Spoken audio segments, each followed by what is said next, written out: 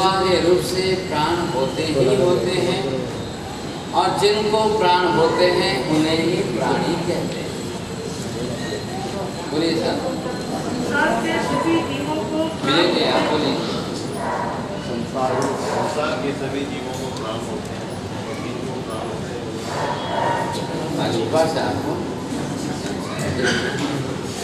अब जिस प्रकार से यहाँ पर अनंत जीवों की बात की, समस्त जीवों की बात आ गई। आप ध्यान दीजिए कि परमात्मा स्वयं केवली है, और केवल ज्ञान से जगत के अनंत जीवों की बात, चाहे सूक्ष्म से सूक्ष्म जीव हो या स्थूल से स्थूल कोई बड़ा हो, समस्त जीवों की बात परमात्मा ने कर दी। अब यहाँ पहचान करें भगवान ने, आप किन जीवों को कैसा बताएंगे, किन जीवों को कैसा समझेंगे, किस स्वरूप में समझेंगे। नंबर 1, सबसे पहले काया तो आई गई साहब, शरीर अनिवार्य है। अब शरीर जब अनिवार्य है तो उसकी इंद्रिय अनिवार्य है। अब एक इंद्रिय हो, एक योग हो, काय बल है, एक इंद्रिय है। ये मैंने आपको कहा था कि ये सबके साथ कंपल्सरी है। इन दो का तो आप कंपल्सरी सबके साथ जोड़ ही देंगे। अब बात यहाँ पर आए कि जो वनस्पति काय की हम यहाँ पर बात कर रहे हैं, अब वनस्पति काय को इनके प्राण कितने हुए? शरीर अनिवार्य, इंद्रियां अनिवार्य, इंद्रियों में से पहली इंद्रियां, बल में से पहला काय बल और श्वास। और अब इनके हिसाब से दुनिया की कोई वनस्पति हो, उन सबको ये 4 प्राण तो होंगे ही। ध्यान दीजिए, आज दिन तक हजारों वर्षों से साइंस ने इसके अंदर कोई ऐसा डेवलपमेंट नहीं किया। इन सब बॉटनिकल साइंस के अंदर वनस्पति में कोई चीज मानता ही नहीं था। जेसी बोस ने जब जाकर के बात बताई, तब ये विषय आया प्लांट सेवन लाइफ, वहाँ ये बात आई। But what type of life the plant it contains, कैसा जीवन है, कैसा जीव है, कोई बात नहीं। मैंने आपको बार बार कहा है कि हिंदू धर्म ने वनस्पति में जीव नहीं माना, क्रिस्ती धर्म मानते ही नहीं है, इस्लाम के अंदर कोई विषय ही नहीं है। अब रहा कौन? सिर्फ जैन धर्म। और जैन धर्म में महावीर इतना डिटेल में जाकर कह रहे हैं, इतने डिटेल के अंदर हमने वनस्पति काय के 2 विभाग किए हैं, साधारण वनस्पति काय और दूसरा। तो प्रत्येक वनस्पति काय को भी 4 ही प्राण है, साधारण वनस्पति काय को भी 4 ही। आगे बात ख्याल में, क्योंकि वनस्पति काय दोनों ही है। जीवों का सबसे पहला जीवन ही वनस्पति के रूप में है। अब जब वनस्पति के रूप में है तो पहली कक्षा उसकी साधारण की है। अब साधारण की कक्षा में जीव जब अनंत भव इसमें बिताएगा, और उसके बाद जो है ये जीव इसमें से एक कदम आगे बढ़े।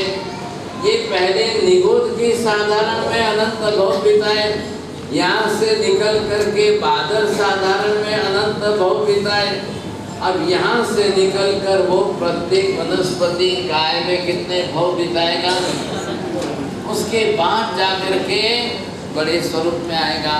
अब अंतिम कक्षा मनुष्य की, अंतिम जन्म जो है मनुष्य का है, लेकिन पहला जन्म कहाँ पर है? निगोद में।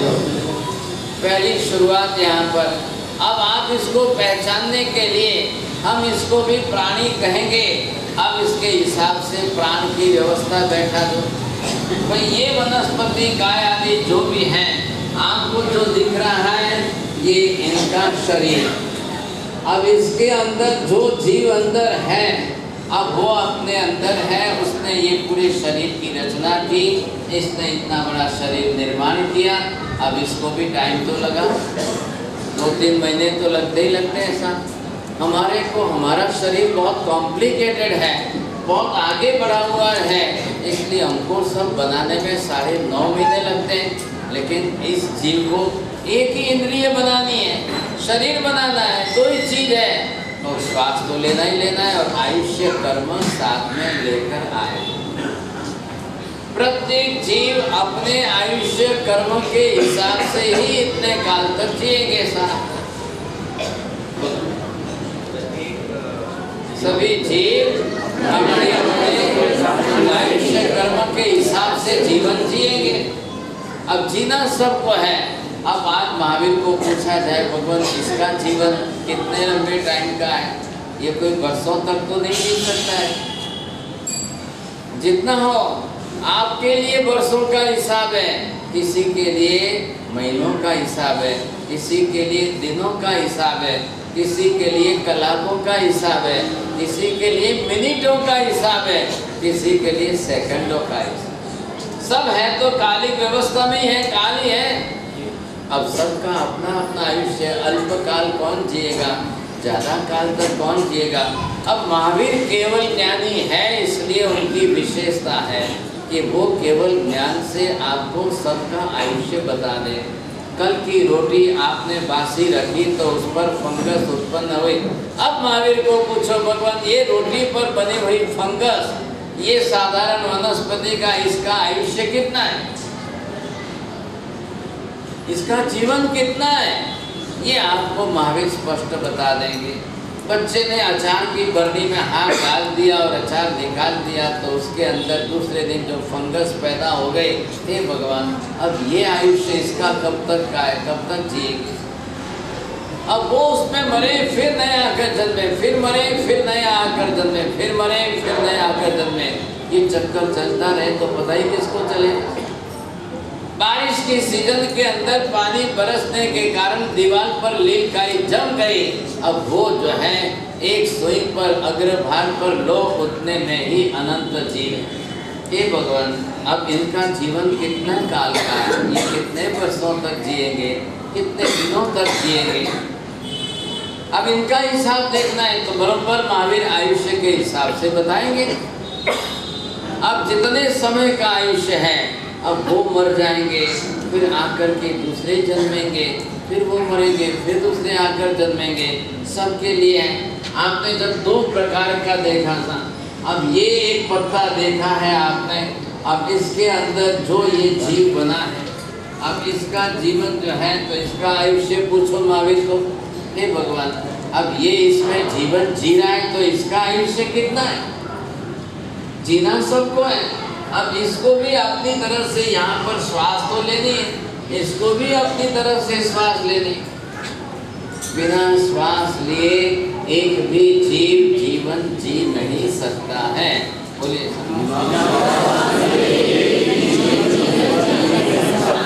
अब इससे हम आगे बढ़ेंगे तब हम पत्थर के बारे में सोचेंगे।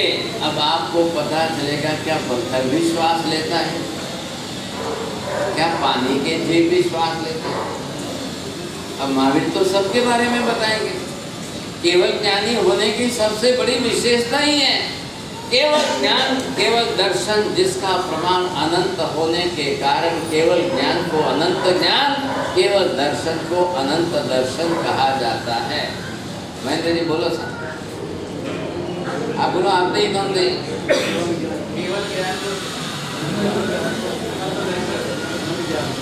केवल ज्ञान का प्रमाण अनंत है, इसलिए केवल ज्ञान को अनंत ज्ञान कहते हैं। केवल दर्शन का प्रमाण अनंत है, इसलिए केवल दर्शन को अनंत दर्शन कहते हैं। अब सबके हिसाब से देख करके आप चलेंगे। अब ये पत्ता जो यहाँ पर आया, अब इस पत्ते के अंदर मात्र अनंत जीवी जीव है, लेकिन अब ये अनंत जीव इनको भी बराबर श्वास लेना है। अब ये भी अपने तरफ से आयुष्य बांध करके आए हैं। अब महावीर को पूछा जाए कि हे भगवान, एक पत्ते में जहाँ अनंत जीव साथ में इकट्ठे हुए हैं, अब इनका आयुष्य कैसे मापना। महावीर ये कह रहे हैं अनंत जीव है लेकिन शरीर तो जीव है, इसलिए शरीर में जीवन जी रहे हैं, इसलिए आयुष्य शरीर के साथ संबंधित। आ रहा है ख्याल में? आयुष्य शरीर के साथ संबंधित है, इसलिए जब ये शरीर इनका छूट जाएगा, सबका आयुष्य एक साथ में पूरा। हमारे शरीर में एक जीव है, हमारा आयुष्य हमारे एक जीव का है, अब इनके साथ में अनंत का है, लेकिन अनंत का शरीर एक है, इसलिए अनंत जीवों का आयुष्य अलग अलग नहीं है, सबका मिला करके एक आयुष्य है। इसलिए एक शरीर में सबको एक साथ जीवन जीना है, उतने ही समय तक सबको रहना है, मरेंगे तो सब एक साथ मरेंगे। अनंत काय के जीवों का आयुष्य एक सरीखा, एक ही शरीर में रह रहे ना, शरीर एक होने के कारण सबका एक ही आयुष्य रहेगा। भाई कोई 2 दिन जिए, कोई 4 दिन जिए, कोई 6 दिन जिए, कोई 8 दिन जिए, ऐसा हिसाब नहीं होता है। अब ये आपको एक जिज्ञासा है कि जीव का जो आयुष का बंध होता है वो पूर्व जन्म के आधार पे होता है या नए जन्म के आधार पे? अभी आयुष्य कर्म का विषय आएगा तब लेना। अभी क्या चल रहा है विषय, हम पहले वनस्पति काय का विभाग कल पूरा करना चाहते हैं, एक बार एक डिवीजन पूरा हो जाए। अब वो कर्म शास्त्र में जाएंगे, हम कर्म शास्त्र के सिद्धांत समझेंगे, अब उसमें आयुष्य कर्म की बात आएगी, तब हम उसका अभ्यास करेंगे। अभी पहले एक एक को समझो, बिना श्वास के और बिना आयुष्य के कोई जीवन जी नहीं सकता है। इधर देखिए बोर्ड पर, अब ये आयुष्य का संबंध श्वास के साथ, श्वास के साथ और आयुष्य का संबंध एक दूसरे के साथ ऐसे जुड़े और घुले मिले हैं कि श्वास के हिसाब से आपका आयुष्य चल रहा है और आयुष्य के हिसाब से आपकी श्वास चल रही है। थोड़ा ध्यान देके समझना बरोबर।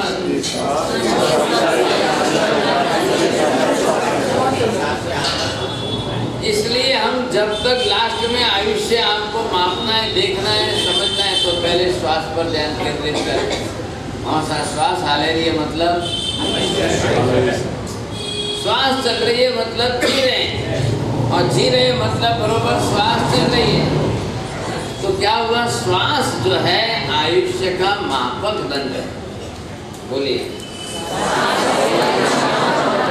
श्वास आयुष्य को मापने का एक पैमाना हो गया है। अब उसके आधार पर है तो आप चल रहे हो, जीवन जी रहे हो, आपका आयुष्य चल रहा है।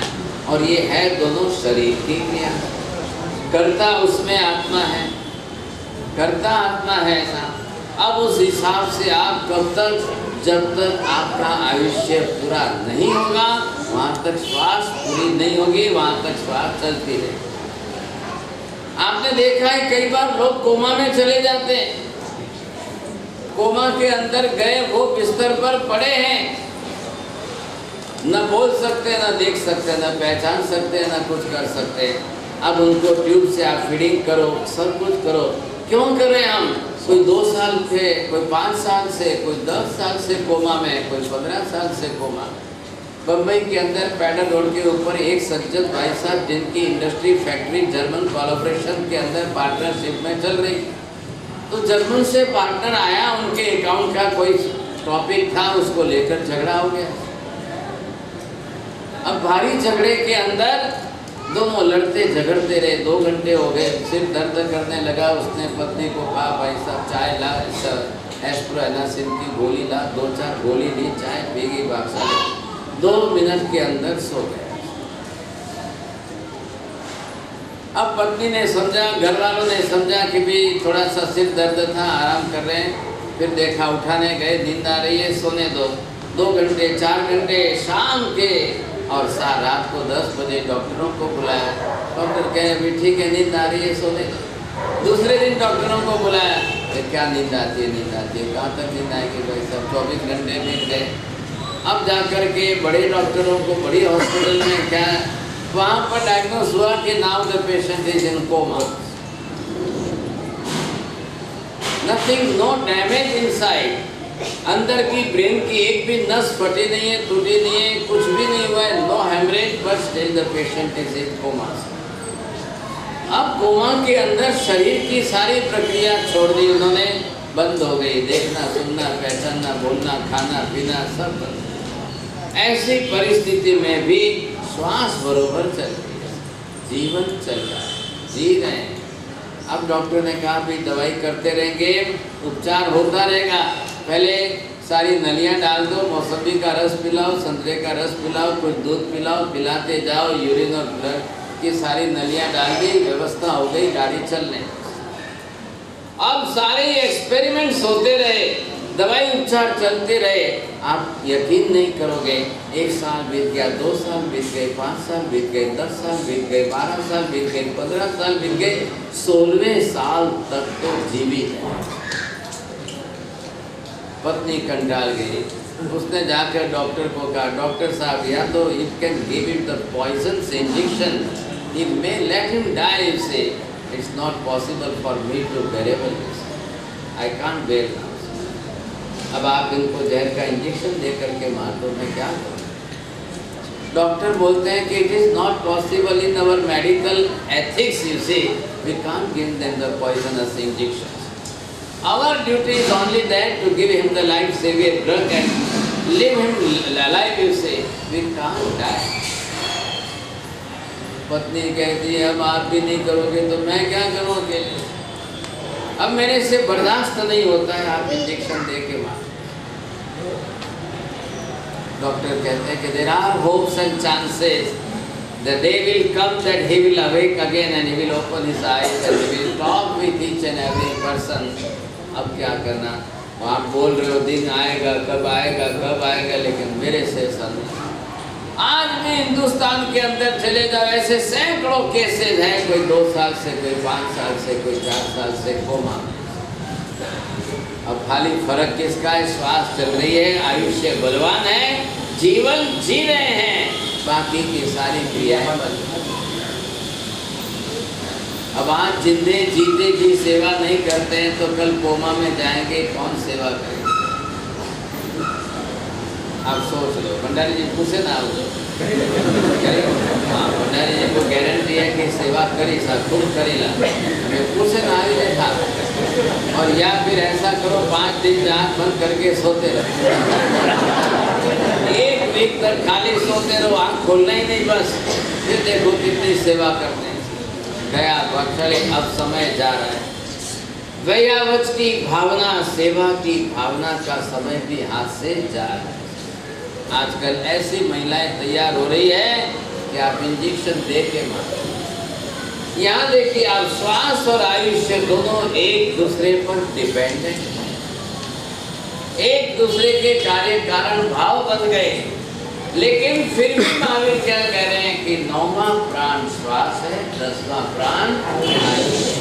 आयुष्य आत्मा के साथ जुड़ा हुआ कर्म है और श्वास आयुष्य के कारण शरीर में चलती हुई श्वसन क्रिया है।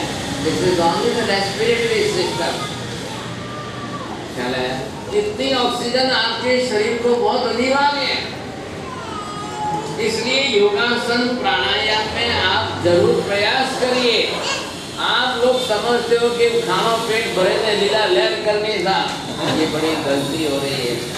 जो ज़्यादा खाएंगे ज़्यादा बीमारी आ सकती है, जो ज़्यादा ऑक्सीजन लेंगे वो ज़्यादा स्वस्थ रह सकते हैं। बोलो ना,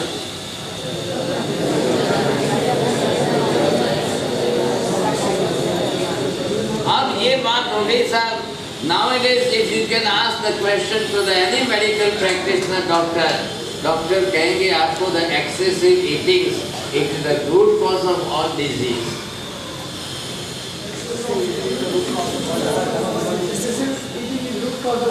अब ये ज्यादा खाना ही रोगों को आमंत्रण देने जैसा है। हमारे बाप दादा हमको सिखाते थे कम खाना, कम खाना, बहुत अच्छा है, 3 बार सिखाते थे। बोलो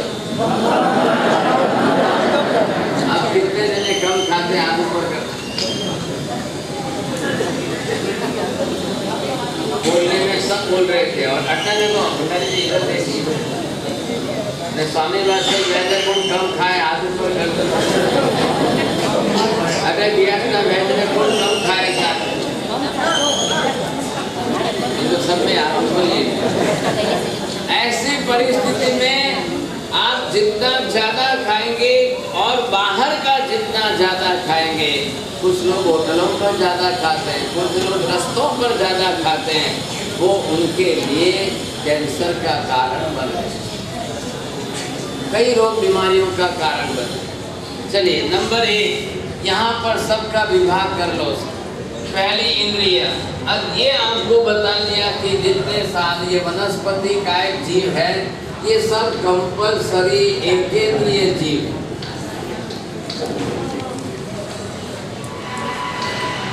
अब ये सब एक इंद्रिय वाले वनस्पति का है, मतलब वनस्पति को भी अपनी स्पर्श इंद्रिय है। इधर देखिए इसके ऊपर जो ये स्किन ऊपर लगी हुई है, अब ये इसके लिए बरोबर इंद्रिय का काम कर रही है।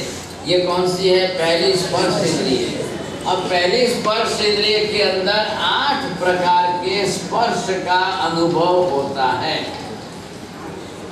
8 प्रकार के स्पर्श का अनुभव, मतलब इन जीवों को बरोबर आप बरोबर ध्यान रखिए। ठंडा गरम 2 हो गए, इन सबको ठंडे गरम का अनुभव होता है। भारी और हल्का, हल्का भारी, इनको बरोबर जो है ख्याल है कि मेरा वजन ज़्यादा है, इसका वजन कितना है, इसका वजन कितना है, इसका वजन कितना है, सबका अलग है। अब इसी के अंदर स्मूथ एंड रफ, आप कई पत्तों की सरफेस देखेंगे किसकी स्मूथ है किसकी रफ है। आप कई प्रकार के फ्रूट्स के अंदर देखेंगे, करेले की स्किन कैसी रफ है, आम की स्किन कैसी स्मूथ है एकदम। और ये कोई घी तेल नहीं खाता है, फिर भी एक पत्ते पर उसके the light and lustre colour the smoothness because of the skin. आ रहा है ख्याल में आपको? सबके अलग अलग है। अब इसी के साथ जो है अलग अलग स्पर्श के अंदर जो बने साहब, कितने लिखे आपने? ठंडा गरम, हल्का भारी, स्मूथ एंड रफ। अब इसी के साथ में जो है स्निग्ध रुक्ष, just like the oily surface, और एकदम। हाँ, अब आप अपने अपने गाल पर हाथ रखो। हाँ अमृतलाल जी, दोनों हाथ गाल पर रखो। What type of your skin is? Either snow your skin is just like smooth or rough, oily. आप जाके क्या? हकीकत जाएगा बस। इधर आप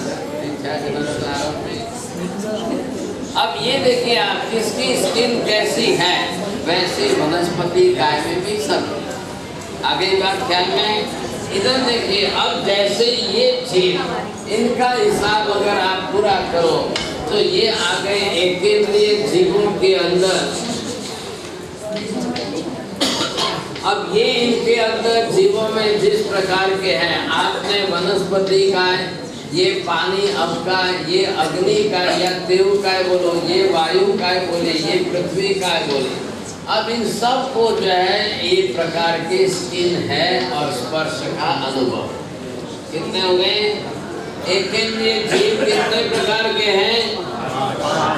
अब इन सब को अपनी अपनी इंद्रिय हुई है, आ रहा है ख्याल में? और सबको अपनी इंद्रियों से करना क्या है? ज्ञान दर्शन प्राप्त करना, आत्मा तक ज्ञान दर्शन जो पहुंचाना है। तो बिना इंद्रिय का तो एक भी प्राणी नहीं। अब जो जो एक इंद्रिय है उनको प्राण कितने हो गए? कंपल्सरी हो गया। अब ये परमानेंट फिगर है। अनंत काल पहले भी एक इंद्रियों को 4 ही प्राण होते थे, अनंत काल के बाद भी बस बात पूरी हो गई। अब यहाँ से देखिए, जैसे आप आगे बढ़े, एक पहले काय योग के साथ में वचन योग आया। वचन योग आया कि यहाँ पर दूसरी इंद्रिय आ गई, तो 2 योग बल में आ गए, 2 इंद्रिया में आ गए 4, और वो 2 वो सबके साथ जोड़ने ही जोड़ दें सर। अब जब इसके बाद दूसरी इंद्रियां आई तो इसने बोलना शुरू कर दिया। आ रहा है ख्याल में आपको? 2 जीव परस्पर सामने मिल करके अपना वेदना संवेदना को व्यक्त कर सकते। दूसरी इंद्रिय के बाद जो है 2 काम शुरू हो गए, खाना पीना भी, बोलना भी था। इसका मतलब ये नहीं है कि जिसके पास दूसरी इंद्रिय नहीं थी वो नहीं खाते थे, ऐसा नहीं, उनको भी खाना पीना, हर पेड़ पौधे को भी खाना पीना है, उनको भी आहार पानी के बिना वो भी जीवित नहीं रह सकते। जड़ें जो जमीन में होती है वो वहाँ से अपनी तरफ से न्यूट्रिशन को बराबर खींचती है। और मिट्टी के अंदर 18 प्रकार के nutritions, all different type of nutritions, vitamins, minerals वगैरह जमीन के अंदर मिट्टी में है, उनकी जड़ें अंदर गई है, वो बराबर खींच करके लाती है, ऊपर तक पहुँचाती है।